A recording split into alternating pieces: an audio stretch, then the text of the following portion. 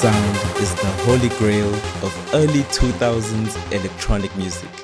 And for 20 years, if you wanted it, you had to pay thousands of dollars for an excess virus. And what you need to understand is that this isn't just a clone. This runs on the actual firmware released by the original manufacturer.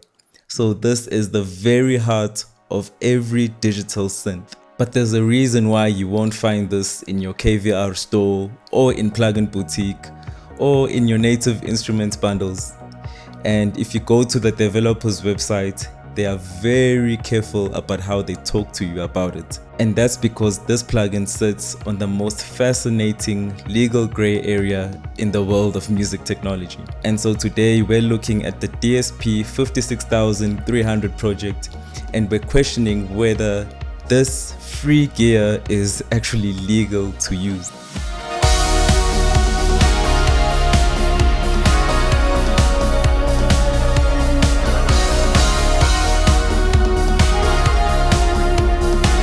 In this video, I'm going to refer a lot to the DSP 56300 project, simply because it was the breakthrough chip to be emulated, but it certainly isn't the only one that has been emulated so far.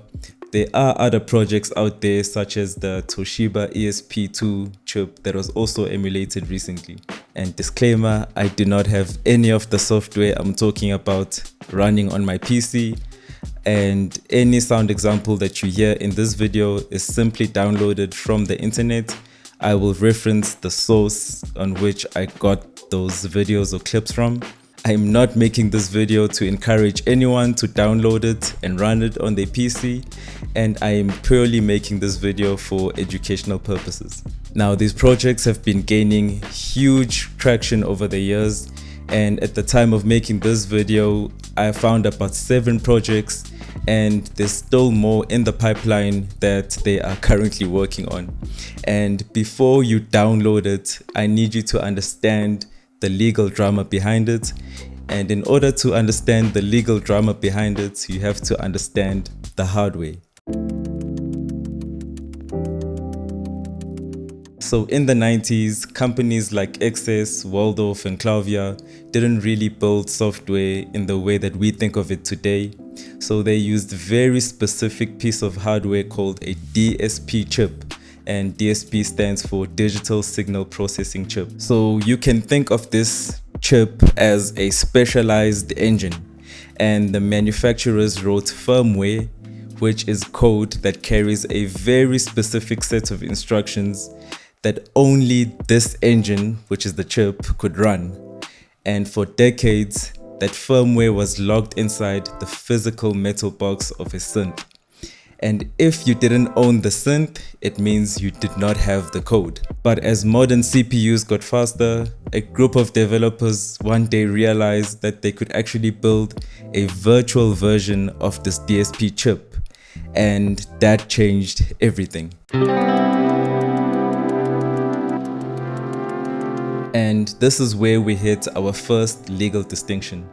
So courts have ruled time and time again, and most notably in the world of video games, that writing software that mimics hardware is perfectly fine. And the team at DSP 56300, which are also known as the usual suspects, they wrote their own code from scratch. So they did not steal the code from Motorola, they engineered it from scratch. So that's perfectly legal. But the catch is the ROM. So the emulator itself is just an empty shell. It does not produce any sound. And if you wanted to make sound, you need to feed it with a firmware file from the original synth. And this file is called a ROM file. So that firmware is the intellectual property of the companies that created the original synth. And this is why the developers will not and cannot give you the ROM file. And if they did include the ROM file with their emulator, they would be opening themselves up to copyright infringement, which they can be sued for. And to stay legal, they provide you with the engine, but they do not provide the fuel. So they give you the emulator, but they do not give you the firmware. And this is how they've been running these projects, perfectly legal without infringing on the intellectual property of companies like Node, Access and Waldorf. And although they are running perfectly legal, the software that they are creating cannot run without the intellectual property of someone else. And this is where the problem is.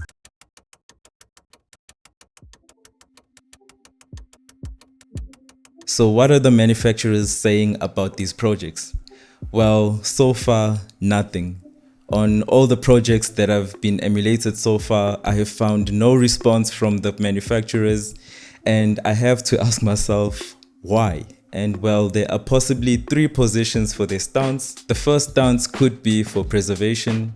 So the hardware itself has been out of production for years, the chips haven't been produced for years, and they aren't making any money from the original hardware anymore. So these projects act as a source of preservation. And the second stance is it's within the owner's rights. So if you own a physical copy of the original hardware, you have every right to make a backup of the firmware. And in doing so, you could run this firmware with the emulators as well. So if you own the hardware, you have every right to have the ROM file. And the third stance could be for marketing reasons. So this is free advertising for the manufacturer.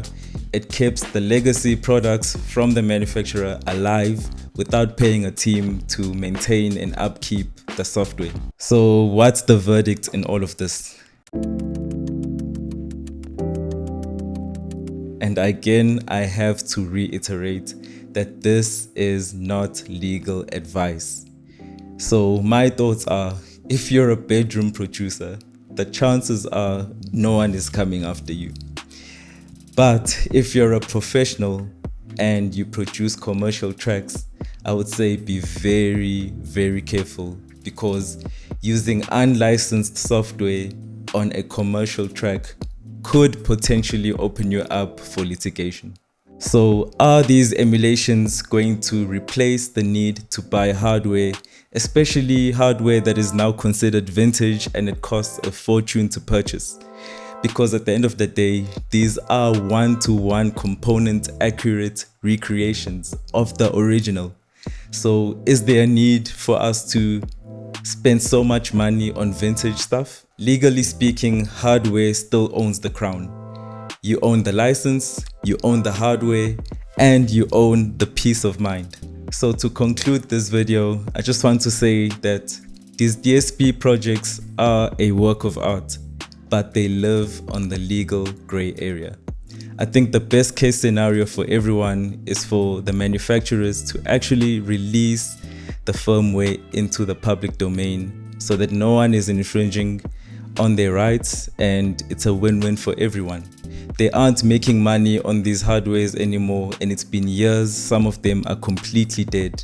Some of the companies have actually shut down. But unfortunately, this isn't the case right now as we speak, and these ROMs are not in the public domain. So should you carry on and download them, be very careful into what you're getting yourself into. But those are just my thoughts. Please let me know how you feel down in the comments, and I would like to get this discussion going. If you're new to this channel, my name is Mfundo. I make videos like this and preset demos and all this fun stuff. So if you like content on music technology, please make sure that you subscribe and leave a like. And thank you to our Patreon community as well. Thank you very much for supporting and making these videos possible. Until the next one, I will see you later.